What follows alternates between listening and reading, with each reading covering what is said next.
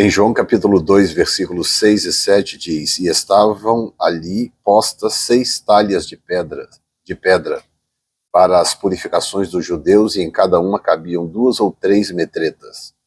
Disse-lhe Jesus: Enchei de água essas talhas, e encheram-nas até em cima. Uma metreta naquela época equivalia mais ou menos 40 litros. Então, cada talha cabia de 2 a 3 metretas, então seria em torno de entre 80 e 120 litros. Cada talha, para vocês terem uma ideia do tamanho dessas talhas. Esse milagre, além de ser o primeiro milagre de Jesus, ele também é um milagre único. Ninguém nunca multiplicou, nunca transformou água em vinho antes e nem depois de Jesus. Agora, há alguns simbolismos nesse texto que elevam esse milagre para um outro nível. Se nós pegarmos as tipologias ou os simbolismos, o que os elementos significam na Bíblia Sagrada, nós vamos entender o que está por detrás desse milagre, além do óbvio. Lembra que existe o Jesus histórico, o Jesus óbvio e o Jesus revelado? Então nós estamos em busca do que é revelado nesse texto. O que está velado e precisa ser revelado. Porque o óbvio nós já sabemos, ele pegou água, transformou em vinho e as pessoas beberam e salvou o casamento, né? Esse é o lado óbvio da história. Mas e o que não é óbvio? O que está por detrás disso aí? Bom, nós temos que juntar as peças. Vamos começar pelo número 6. 6 talhas. Número 6 representa o homem. O homem foi criado no 6º dia, no processo da criação. Então o número 6 representa o homem. É por isso que o anticristo será 666, 666, né? É o homem elevado à sua potência máxima, usado pelo diabo. É o anticristo, 666. Agora, o número 6 por si só não é mal, não é ruim. Ele representa o homem, ou o que é humano. Então são 6 talhas, nós temos ali representado o ser humano. Número 2, nós temos pedras, são 6 talhas de pedras. E pedra na Bíblia representa algumas coisas. Número 1, representa o próprio Cristo, que é a pedra angular, a pedra de esquina, que os construtores rejeitaram. Número 2, representa o cristão, porque Pedro diz que nós somos pedras vivas no edifício de Deus. Então representa o cristão. E número 3 representa eternidade. E como pedra é algo duradouro, quase indestrutível, tem o simbolismo de eternidade. Então nós temos a pedra que representa Cristo, nós temos a pedra que representa o salvo e a pedra que representa a eternidade. E o número 6 que representa o homem. A água representa a vida, a água é vida. Você vê, os cientistas aí estão em busca de água em outro planeta, porque se houver água, a chance de que possa haver vida para eles é muito grande. Por quê? Porque a água é vida, né? E Jesus disse para a mulher samaritana: se você conhecesse o dom de Deus, soubesse quem fala contigo, você pediria e ele te daria água viva. A água é vida. Então, as talhas de pedra, 6, número do homem, pedra, salvo, salvação ou salvo, porque representa a eternidade.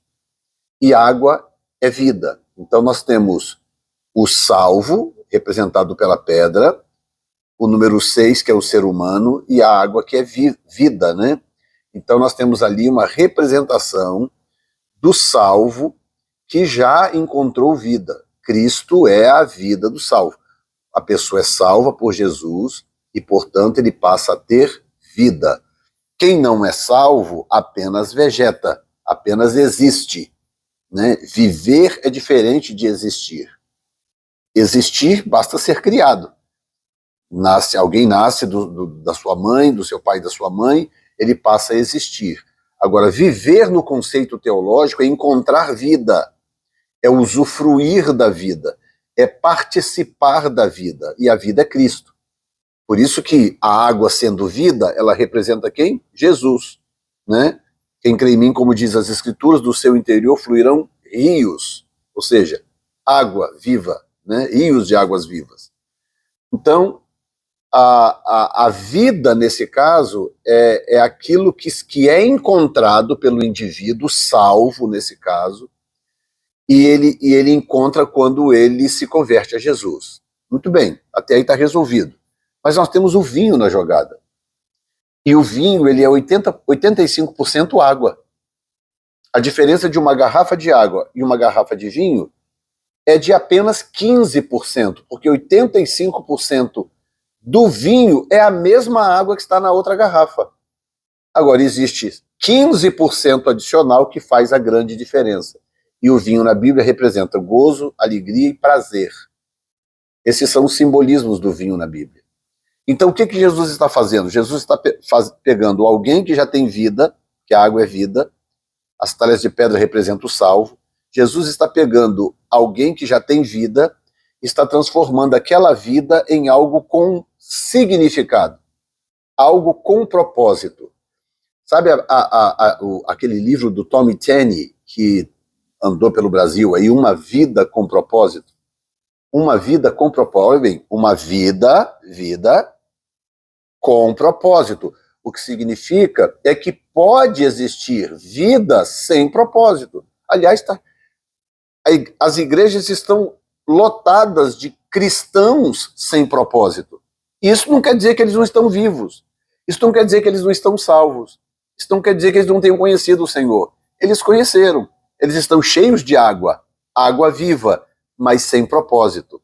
Então, o que faz com que as pessoas vivam a sua vida cristã apenas esperando ou o arrebatamento da igreja ou o dia da sua senha, que a sua senha for chamada, para que ela então tenha um encontro com o Senhor e seja salva. E as pessoas vivem ansiando, né? Ansiando pela volta de Jesus. Não tem nada de errado ansiar pela volta de Jesus, mas é um anseio sem um certo fundamento, porque eu posso ansiar que Jesus volte amanhã? Poder eu posso, não tem nada que me impeça, mas eu olho para o mundo e vejo tanta gente perdida. É lúcido, é maduro que eu anseio que o Senhor volte amanhã? Não, não é. Embora eu possa fazer e não seja pecado. Estão entendendo? Quando eu tenho vida, mas eu não tenho propósito, eu vivo porque eu tenho vida, mas eu vivo de tal forma em que eu não consigo contribuir com o reino do meu Senhor que me salvou e que me deu esta vida que agora eu tenho. São 6 talhas de água. Essas talhas representam o homem salvo, cheio de vida, porque água é vida. Mas aí de repente vem Jesus e transforma aquela água em vinho. Ou seja, ele traz significado para aquela vida. Ele traz significado para aquilo que já é bom. Água é coisa boa. Água limpa, água potável, água de qualidade é coisa boa. Meu Deus, que maravilha tomar um copo d'água fresca. Não é verdade? Mas quantas pessoas que estão por aí apenas vivendo e esperando Jesus voltar, sem que elas jamais tenham entendido o seu propósito de vida? Por que você existe? Por que Jesus te salvou?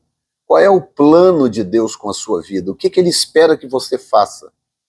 Eu, Jefferson Neto, tenho noção do meu propósito? Claro que tenho. A minha vida só tem significado porque eu sei do meu propósito. Eu sei por que ele me chamou para o ministério. Eu sei por que ele me escolheu para uma missão, para um projeto. E é isso que me dá vigor, é isso que me faz levantar da cama todos os dias. É isso que me mantém ativo, é saber do meu propósito. Então o propósito é o vinho, são os 15% adicionado à água, que já é boa, e que torna a água diferente, saboriza a água, a ponto dela receber um novo nome, ela passa a se chamar vinho. Estão entendendo? E nós, como odres, né? Como odres, o vinho é colocado dentro do odre e o significado está no vinho, o significado não está no odre, ou seja, é a vida transformada por Jesus para que ela venha cheia de significado, e então eu deixo de ser um consumidor do Evangelho Eu deixo de ser um consumidor dos produtos da igreja, que a igreja gera, e passo a ser um contribuinte, passo a ser um obreiro, obreiro no sentido puro da palavra. Passo a ser um acionista, alguém que agora tem participação nos lucros desta empresa. E que lucros são esses? São lucros espirituais, porque eu entendi o meu propósito e agora eu vivo por causa desse propósito e a vida ganha significado, ganha cor, ganha cheiro, ganha novas dimensões, porque eu entendi o meu propósito. Você pode estar ouvindo esse vídeo e pensando, ok, então como é que eu faço para poder descobrir o meu propósito?